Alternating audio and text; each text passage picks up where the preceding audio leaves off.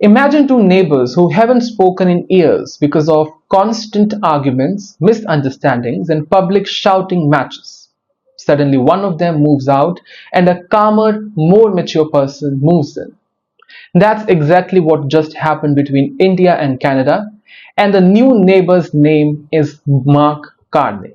Mark Carney, the new Prime Minister of Canada. In a surprising turnaround, Canada's Liberal Party has won the federal elections and Mark Carney is the new Prime Minister of Canada. Just a few months ago, it looked like the Liberals were going to lose badly under former Prime Minister Justin Trudeau.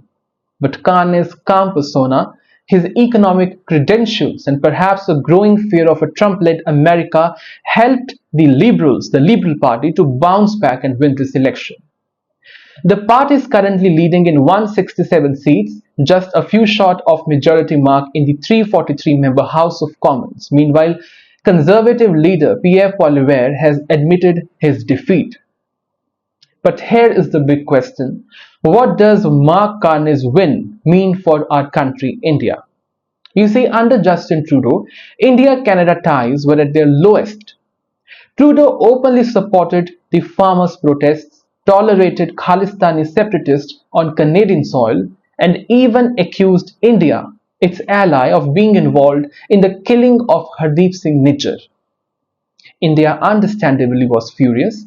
The Indian government called Trudeau's claims, and I quote, absurd, and diplomatic relations hit rock bottom. That is the thing of caste. But Khan is bringing a fresh tone. In his own words, the India-Canada relationship, and I quote, is incredibly important. He has talked about rebuilding ties with like-minded nations and sees India as a key partner. He is being overly dramatic, nor is he playing to domestic political work banks. Instead, he is focusing on mutual respect, economic potential, and strategic alignment. Let's not forget about the people caught in this caught in this crossfire, the Indian diaspora in Canada. There are over 3 million Indians living in Canada. Around 4,27,000 students, mostly from Punjab, are currently studying there in Canada.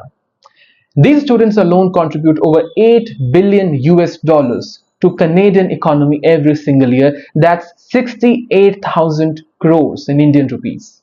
Carney, being a seasoned economist and former governor of both the Bank of Canada and the Bank of England, understands the value this community brings, understand the value of this business. Unlike Trudeau, who proposed immigration caps, Carney is expected to take a more balanced approach towards the most important problem of immigration, focusing on talent, students, and skilled professionals. There is also the long-stalled India-Canada Free Trade Agreement, short formed as CEPA.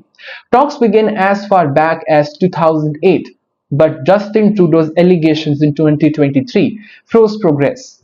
With Carney in charge, there is now a chance to bring those discussions back on track, back on the table. Interestingly, despite the diplomatic drama, trade didn't stop. In fact, it grew slightly from 8.3 billion US dollars to 8.4 billion US dollars last year. Experts say that while politics may clash, businesses still find a way. That's a huge opportunity for both nations to build trust on solid economic grounds. Carney's win may not erase the past overnight, but it opens a new door that can walk through cautiously. But hopefully sometimes all it takes a change to fix a broken bond. And for India and Canada, that moment might have just arrived.